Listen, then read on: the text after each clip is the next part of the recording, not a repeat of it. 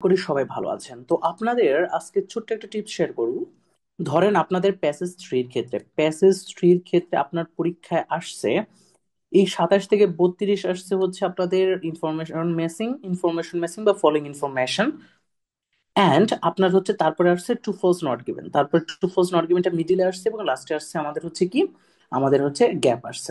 তো এইখানে আপনি আসলে কিভাবে আসলে সলভ করবেন, কোন প্যাটার্নে আসলে সলভ করবেন, সেই প্যাটার্নটা আমি প্রথমে শেয়ার করবো। তো আপনারা যদি কোশ্চেন আইটেম এরকম দেখেন যে পরীক্ষার হলে, তাহলে আপনারা একটা টেকনিক ইউজ করবেন যেটা নাম হচ্ছে মিউচুয়াল টেকনিক। এই মিউচুয়াল টেকনিকটা হচ্ছে খুবই ফেমাস একটা টেকনিক। সেই টেকনিকটা কিভাবে ইউজ করব, খুবই অল্প সময়ের মধ্যে আপনি প্যাসেজ থ্রি কমপ্লিট করতে পারবেন। মাত্র 15 থেকে আপনি 18 মিনিটের মধ্যে প্যাসেজ থ্রি কমপ্লিট করতে পারবেন এই মিউচুয়াল টেকনিকের মাধ্যমে। তাহলে এখন আসি কিভাবে। আপনি প্রথমে হচ্ছে এই যে এনবি, এখান থেকে পড়া শুরু স্টার্ট করবেন। যে হচ্ছে এখানে এন লেটার মোর দেন ওয়ান্স বলছে, তার মানে যে কোনো একটার উত্তর দুইটা আছে, এটা আমি বুঝলাম এই কোশ্চেন্স থেকে। অ্যান্ড এই 27 নাম্বার থেকে শুরু করে 32 নাম্বার পর্যন্ত এই কোশ্চেনটা সবার আগে করবেন। এই হচ্ছে ফার্স্ট, মানে কোশ্চেন সিলেকশন। সবার আগে কোশ্চেন সিলেকশন করে নেবেন, তাহলে ওকে করবেন ফার্স্টে। এখন ওকে ফার্স্টে যদি করবেন, তাহলে ওর প্রশ্নগুলো আগে পড়বেন না। আপনি যেটা করবেন, এইখান থেকে 33 নাম্বার থেকে শুরু করে 36 পর্যন্ত হচ্ছে টু ফলস নট গিভেন। এই টু ফলস নট গিভেনটা আপনি করবেন হচ্ছে এইটার সাথে mutually, true false not given information matching এর সাথে করবেন হচ্ছে মিউচুয়ালি।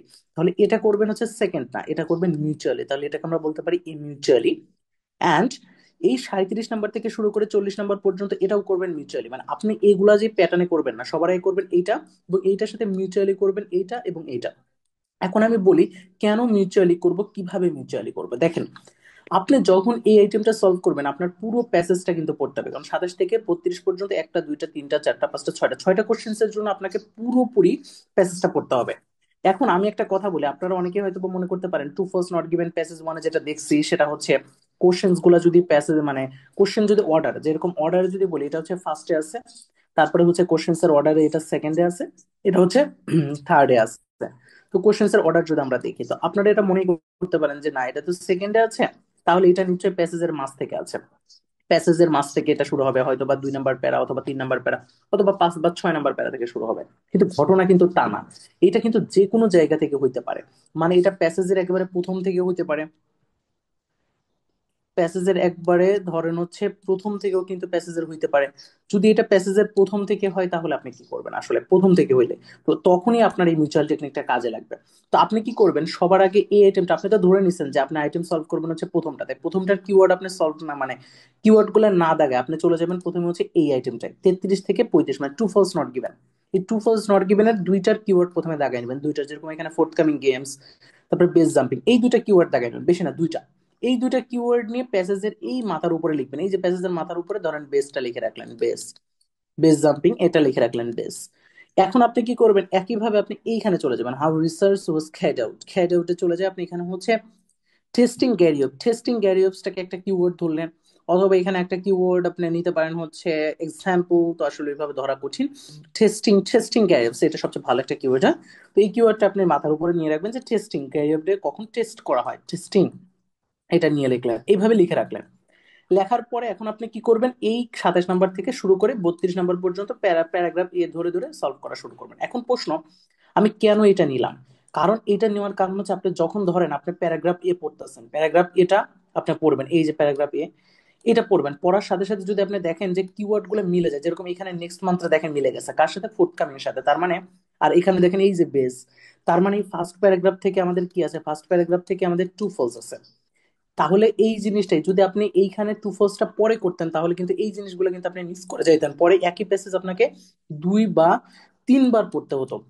আপনি যদি একটা প্যাসেজ মানে দ্বিতীয়বার বা তৃতীয়বার, মানে 2 বা 3 বার যদি পড়েন, তাহলে আপনি কখনোই সময় মেনটেন করতে পারবেন, টাইম মেনটেন করতে পারবেন না। তো টাইম মেনটেন করার জন্য আপনাকে যেই জিনিসটা করতে হবে সেটা হচ্ছে মিউচুয়াল টেকনিক অ্যাপ্লাই করতে হবে। দেখেন প্যাসেজের যেই জায়গায় থাকুক না কেন, আপনি তো কিওয়ার্ড উপরে লিখে রাখছেন, আপনি যখন এই আইটেমটা সলভ করতে থাকবেন তখন অটো আপনার মাথায় চলে আসবে যে এই আইটেমটা কোন জায়গায় আছে। তো এইটাই মিউচুয়াল টেকনিকের আসলে খেলা। তো আপনারা যদি এরকম মিউচুয়াল টেকনিক কিভাবে সলভ করে সেটা আমি পুরোপুরি দেখাই দিলাম। এবং আপনারা যদি এই রকম বিভিন্ন জিনিস শিখতে চান, মাথায় রেখেন ভাই, রিডিং বলেন, লিসেনিং বলেন, রাইটিং বলেন, আমার ভিডিওগুলো দেখলে আমার মনে হয় না তার আর কোথাও কোচিং করতে হবে। এবং এরপরেও যদি মনে হয় যে না ভাই আসলে আপনার আমার পার্সোনাল কেয়ার দরকার, তাহলে আমি বলতে পারবো উপরে হোয়াটসঅ্যাপ নাম্বারে যোগাযোগ করেন, আপনাদের পার্সোনাল কেয়ার করবো। তো এখন আসলে স্কোর আসলে ভাই কিছুই না, স্কোর আসলে 6.5 আসলে কিছুই না, জাস্ট যদি সঠিক গাইডলাইন থাকা যায় এবং সঠিকভাবে ট্র্যাকে থাকেন, 100 স্কোর পাবেন। এখন আসেন, এই যে এই টেস্টিং গ্যারিউপটা যখনই পাবেন, ধরেন আপনি এখান থেকে মাত্র দুইটা করছেন ইনফরমেশন ম্যাসিং, হুট করে আপনি দেখলেন টেস্টিং গ্যারিউপটা আছে প্যাসেজের যে কোনো জায়গা থেকে, ধরেন প্যাসেজের ডি নাম্বার থেকে টেস্টিং গ্যারিউপ আছে অথবা ই নাম্বার থেকে আছে। যখনই আপনি এই যে এখানে পেয়ে গেলেন, টেস্টিং গ্যারিউপটা পেয়ে গেলেন, দেখেন পুরো প্যাসেজ কিন্তু আবার ওকে আমার খোঁজার দরকার হচ্ছে না, আপনি যখন ওখান থেকে পড়তেছেন তখনই অটো ধরেন আপনি পেয়ে গেছেন, ধরেন এ পে পাইলেন অথবা ডিতে পাইলেন, যেখানে পাইলেন টেস্টিং সেখানে আপনি আপনি তো অলরেডি ইনফরমেশন ম্যাচিং এর জন্য তো প্যাসেজ গুলো মানে প্যাসেজ প্যারাগুলো তো পড়তেছেন, যেখানে পাইলেন সেখানে আপনি এরকম করে দাগায় রাখলেন।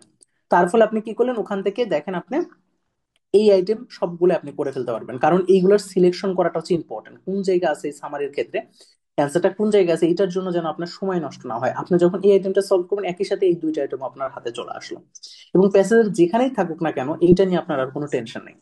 এরকম আমরা অনেকে মনে করি যে না এটা প্যাসেজের মিডিলে হবে, এটা প্যাসেজের লাস্টে থাকবে, এরকম না ভাই, সামারি যে কোনো জায়গা থেকে হতে পারে, কিন্তু এটা সামারি প্যাসেজের মিডিল থেকে হতে পারে, লাস্ট থেকে হতে পারে, তো এই জিনিসগুলো কিন্তু আপনার মাথায় রাখতে হবে। তো আপনি যদি এই জিনিসগুলো মাথায় না রাখতে পারেন তাহলে কিন্তু আসলে অ্যান্সার করতে পারবেন না। খুবই দ্রুত সময়ের মধ্যে অ্যান্সার যদি করতে চান, মিউচুয়াল টেকনিক আপনার সব থেকে ইম্পর্টেন্ট, এবং এই টেকনিক দিয়ে আমি সলভ করে করে দেখাই দিচ্ছি আমার ব্যাচের ক্লাসগুলোতে।